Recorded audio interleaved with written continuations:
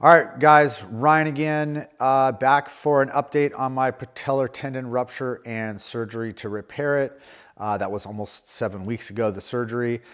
If you guys are out there and you've got a patellar tendon rupture and that's why you're watching these videos, give me a like and subscribe. This will be my 5th video. I don't think I got a single like or subscribe. And they're not great videos, but I'm doing my best and I'm going to try to improve them over time. So let's get into it.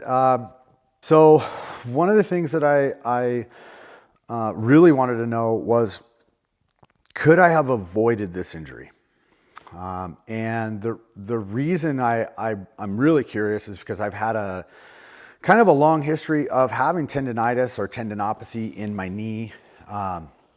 Started jumping at a young age, a lot of 1-foot jumping, especially when I was young. And so by the time I was probably about a freshman in high school, I've had knee pain, jumper's knee. Basically from then until I was in my late 30s, at which point I did a little bit of jumping, but I didn't do a ton of jumping. But I mean, to have it from 15 to late 30s seems like that would contribute. I asked the doctor, he actually didn't think that was the cause of it. He said, you're 46 years old. 46-year-old guys go out and play basketball and jump and they rupture tendons. It just kind of happens.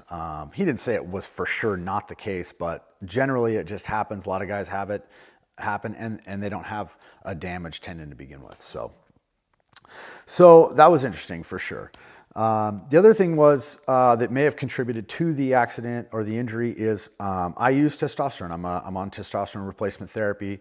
There's been some talk of testosterone increasing the chance of tendon rupture. My surgeon thought that at a replacement dose, there's not really any indication that it would cause that or contribute to it. He said probably what happens is a guy who's in his mid-40s is on testosterone. He's a little more active than the average guy who's in his mid-40s. He's out doing stuff that a lot of guys aren't doing, and so then they have a tendon rupture. So that's actually a relief going forward, just to think that, if I'm on testosterone, it doesn't necessarily predispose me to it. The other thing I wanted to ask him was about the swelling, which has gone way down since surgery. I showed a photo or a clip last week of my knees side by side. They don't look like each other. My question was, when will my one knee look like my other knee? And he thought it could easily be a few more months. It takes a while. He said it looks excellent now. Don't worry about it, even though it looks different. And every day you look at it, you wonder how long it's going to take. He said it could take a few more months pretty easily. So anybody who's had this, I'm guessing your knee is same. It's got some residual swelling that just seems like it's never going to go away, but it sounds like it takes a long time and it will go away. I wanted to know when I could go back to work. Everybody has a different job. If you sit behind a desk, you might be able to go back pretty quickly. I know even, they say, you could go back in a week, but I would have had a really hard time sitting in a chair.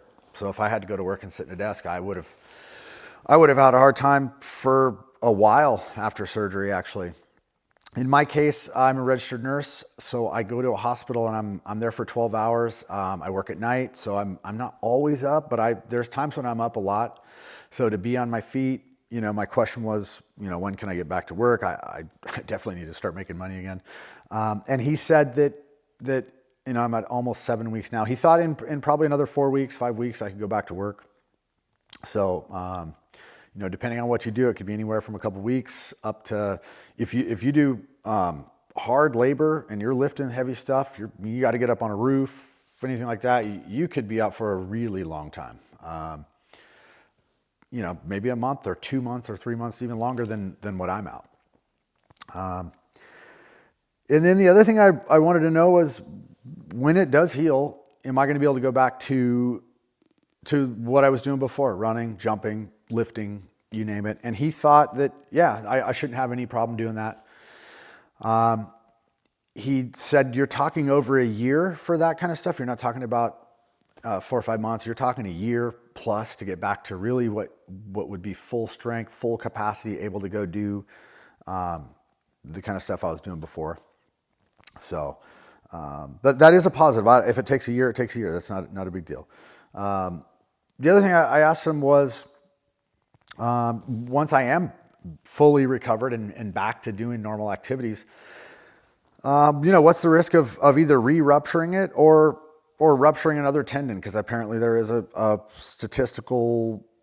some statistics say that guys who rupture a tendon are more likely to rupture another. He didn't think I was at any increased risk per se, but the activities that I do and my age, me in mid-40s, do predispose me to it a little bit, but generally something I shouldn't really worry about. I should be able to go back out, do stuff. My particular injury, my rupture, he had said was kind of ugly.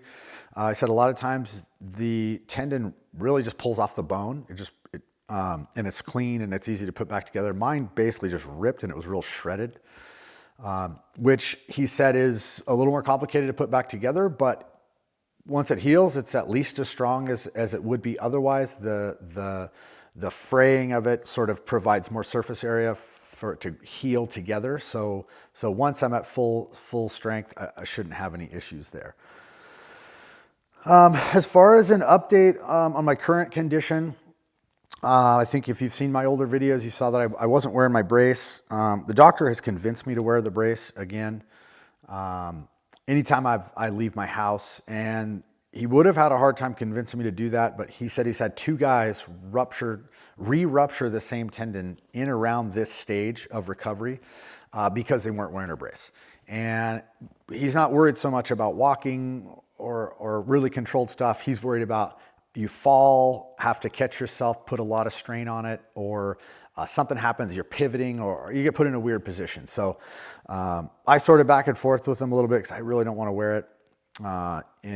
And he convinced me. And he said if I'm at home doing my exercises or doing whatever, and it's a really controlled environment, I shouldn't have to worry about it much. But definitely put it on when I go outside, when I leave the house, go out into a situation where the environment is less controlled. Range of motion wise, I'll probably do an update on that next week. I really was holding off on doing range of motion until I followed up with my doctor, so I haven't really gained much. I'm right around 90 degrees. He basically said no restriction at this point, range of motion, I can stretch it as far as I want. He doesn't want to see me go have a massive increase, for instance, in a week. He'd like to see like 5 to 7 degrees in a week. So I am going to continue to push that. And at this point, it seems to be slowing down my progression. So I don't think that even if I'm really going hard at it, I don't think that I'm going to have more than 5, 7, maybe 10 degrees in a week. It's hard for me to imagine that. Some of it, I think, is the swelling. It sounds like there's some, you end up having scar tissue in there. So I try to massage that out, but it just takes time for that stuff to go away. On a kind of an interesting side note, I mentioned earlier in the video that I'm on testosterone. So a couple times a year I get my labs done, and those labs aren't just testosterone. A lot of times those are, everything from like an A1C, fasting insulin, cholesterol, you name it. And one of the things that I noticed, and I've been doing this for several years, and I've always been pretty consistent on things, but this time, even though my labs are still good, almost everything is just a little bit worse than it was before. And so the only thing I can contribute that to, because the only real change has been my physical activity. I've actually probably been eating better, had less junk food. One, I don't ever go out to eat at this point. I used to go out every day. I used to drink soda every day. I've had probably 3 sodas in the last 2 months.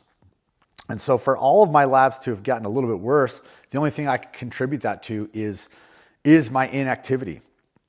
And so I'm really trying hard to get back to more activity. I'm a little bit limited because of my knee, but I will start showing some of the things that I'm doing. One of the things that I'm going to do probably either today or tomorrow is maybe go down and sign up at a pool so I can do some swimming.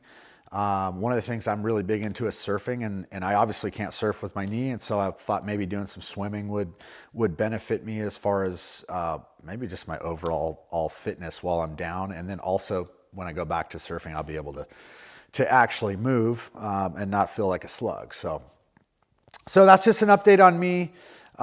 Stay tuned. I'm going to be putting out more videos. I don't know where these videos are going to go, but I'm really going to try to take them in the direction of my recovery and maybe just general fitness. I'm sort of in the process of building my home gym. And, you know, so if that's something you're into, you know, stick around, keep watching the videos. Thanks a lot.